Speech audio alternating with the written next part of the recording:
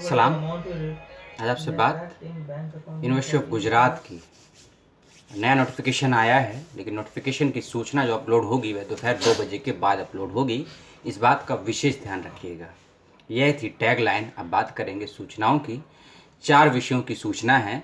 Interview की list की, UG PG के एडमिशन की और एमफिल और यूजी पीजी की सेकंड मेरिट लिस्ट की और मेरिट की परसेंटेज की यह सूचनाएं आई हैं। क्या है लास्ट डेट, कितने भेजने हैं प्रपोज़ल, कौन सी डेट पे होगा इंटरव्यू, क्या है काउंसलिंग की फ़ीस, सभी आपको बताऊंगा। तो वीडियो को लास्ट तक देखिए या आधा देखिए या अभी छोड़कर चला जाइए, ये आपको तय करना है। मेरी तरफ से कोई दबाव नहीं है। सबसे पहले पीएचडी इन लाइफ साइंस को लेकर एक नोटिफिकेशन आया है। 2 सीट खाली हैं इसी के अंतर्गत वर्तमान में, तो उसके लिए आप काउंसलिंग के लिए रजिस्ट्रेशन कर दीजिएगा। कैसे करनी है काउंसलिंग के लिए रजिस्ट्रेशन, कौन कौन से डॉक्यूमेंट्स की आवश्यकता है, उसके लिए अलग से 3 वीडियो बना के मैं भेज चुका हूँ चैनल पर। तीनों को आप देखिए, आप समझ जाएंगे काउंसलिंग के लिए ज़रूरी डॉक्यूमेंट्स, काउंसलिंग कैसे करनी है स्टेप बाय स्टेप, उसकी फ़ीस।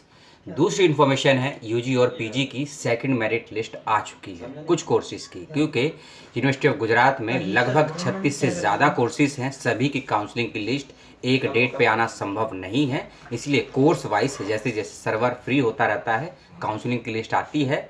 3 यूजी के कोर्सेज़ की, 12 एमफिल के कोर्सेज़ की और 17 पीएचडी के कोर्सेज़ की काउंसलिंग की लिस्ट आई और साथ साथ पीजी के भी 7 कोर्सेज़ की काउंसलिंग की लिस्ट आई है। वेबसाइट पे उसका लिंक है।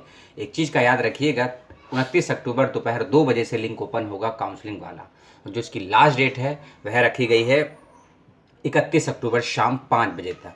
29 अक्टूबर दोपहर 2 बजे से लेके 31 अक्टूबर शाम 5 बजे तक काउंसलिंग का लिंक ओपन रहेगा। इस बात का विशेष रूप से ध्यान रखिएगा।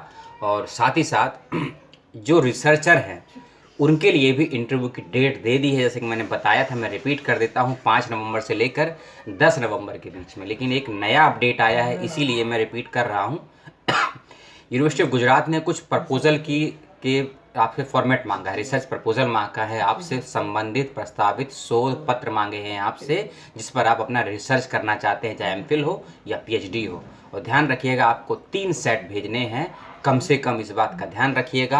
और 3 नवंबर से पहले भेजने हैं, या एक ईमेल से एक भेजना है और बाय पोस्ट भेजना है या नहीं भेजना है, हेल्पलाइन जो नंबर दिया है उससे कंसल्ट कर लीजिएगा, लेकिन 3 नवंबर से पहले भेज दीजिएगा।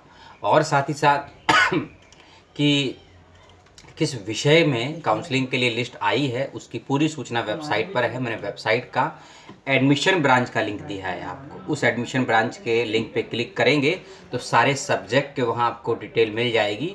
एमफिल के आपको 9 सब्जेक्ट मिलेंगे और पीएचडी के आपको 12 से 14 सब्जेक्ट मिलेंगे।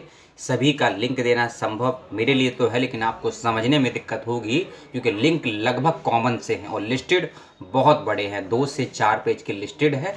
तो उसको आप ध्यान से देख लीजिएगा, अपने नंबर्स को, अपने रजिस्ट्रेशन नंबर को और अपनी परसेंटाइज को अच्छे से देखने के बाद आप एलिजिबल हैं तभी काउंसलिंग के लिए आवेदन कीजिएगा।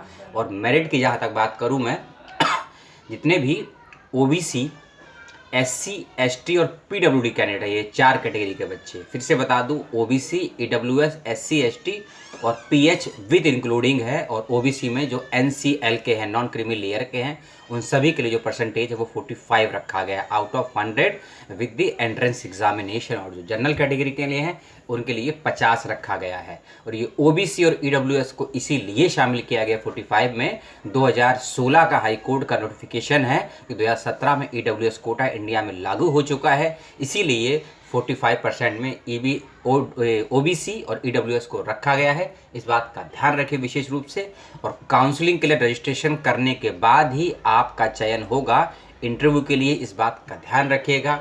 यदि किसी स्टूडेंट का नाम किसी लिस्ट में नहीं आया है एमफिल या पीएचडी में, इसका मतलब यही है परसेंटेज बेशक आपकी 60 या 70 रही होगी, लेकिन आपने यदि काउंसलिंग रजिस्ट्रेशन नहीं किया है तो आपका नाम नहीं आएगा इंटरव्यू के लिए। ये मैंने स्टार्टिंग के दोनों वीडियो में और सीयू सेट के पार्ट 2 वाली सेकंड वीडियो में क्लियरली बताया था कि विदाउट काउंसलिंग का फॉर्म भरे हुए UG, PG, MPhil, PhD, PDF किसी भी कोर्स में एडमिशन नहीं हो पाएगा, चाहे आपने 80% लिया हो या 60% लिया हो या 95% लिया हो। 2 लड़कियों का पर्सनली मेल आया है जिनका 95% आया है एंट्रेंस में, लेकिन वह भी इंटरव्यू के लिए चयन नहीं हुई हैं क्योंकि उन्होंने काउंसलिंग के लिए रजिस्ट्रेशन नहीं किया था। इसलिए counselling most important part of the interview and CUSET examination. इस बात को क्लियरली समझ लीजिए और क्लियरली जान लीजिए काउंसलिंग कैसे करनी है।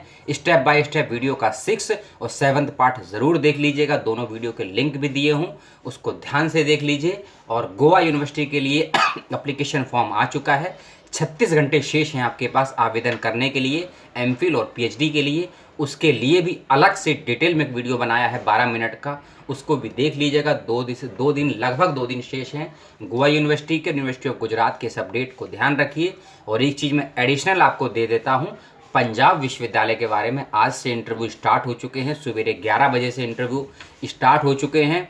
बच्चों को बहुत दिक्कत आ रही है क्योंकि वह डॉक्यूमेंट्स उन्होंने नहीं भेजे हैं स्कैन करके। यदि आपका भी आज की डेट में इंटरव्यू है यूनिवर्सिटी ऑफ पंजाब में 5 बजे या 3 बजे की शिफ्ट में, ईमेल से अपने डॉक्यूमेंट्स को ज़रूर भेज दीजिए, नहीं तो आप डिस्क्वालीफाई हो सकते हैं। इंटरव्यू के दौरान भी इस बात का ध्यान रखिएगा।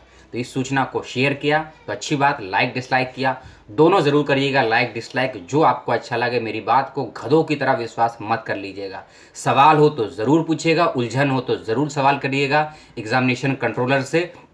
और रजिस्ट्रार को ज़रूर तंग कीजिए। आप यूनिवर्सिटीज़ के 1.5 से 3 लाख की फ़ीस लेते हैं, अगर आपको 3 मिनट नहीं दे सकते हैं तो रजिस्ट्रारों को परेशान कीजिए, क्योंकि जो blunder university of south Bihar ने किया है वह आप सभी परिचित हैं, और जो ब्लंडर यूनिवर्सिटी ऑफ झारखंड करने वाली है उससे भी आप परिचित हो जाएंगे। 31 अक्टूबर को पहले बता देता हूँ, काफ़ी गंभीर फैसले हुए हैं मिनिस्ट्री ऑफ एजुकेशन के द्वारा, जो आप पर लागू कर दिए जाएंगे और 2 नवंबर से देश में लागू हो जाएंगे यूनिवर्सिटीज़ को लेकर। तब आप रोइए या माथा पकड़िए, ये आपको तय करना है। हर बात पर मैं बता नहीं सकता हूँ, ना ही शिक्षा मंत्री बता सकता है। और यहाँ का कंट्री का स्टेट मिनिस्टर इस समय ज्योतिष हो रहा है, उसको ज्योतिष के अलावा कुछ नहीं सूझता है, उसको एजुकेशन से ज़्यादा अध्यात्म की चिंता है। तो मेरी बकवास को आपने सुना और बर्दाश्त किया, बहुत बहुत धन्यवाद।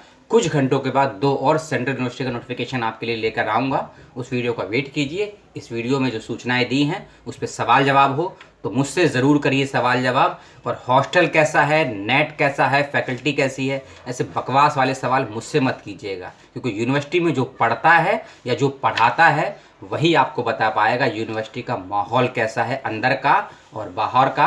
और दिसंबर या नवंबर तक आपकी क्लासेस हों, प्रवेश परीक्षाएं हों, सभी ऑनलाइन माध्यम से ही होंगी। मिनिस्ट्री ऑफ एजुकेशन का 28 अक्टूबर को शाम को ये फैसला हुआ है, पढ़ लीजिएगा। MHRD प्लस UGC की वेबसाइट पर है, डिटेल में फैसला है, उसको पढ़ लीजिएगा, क्लासेस को लेकर, एडमिशन को लेकर और दिसंबर के एग्जामिनेशन को लेकर। धन्यवाद।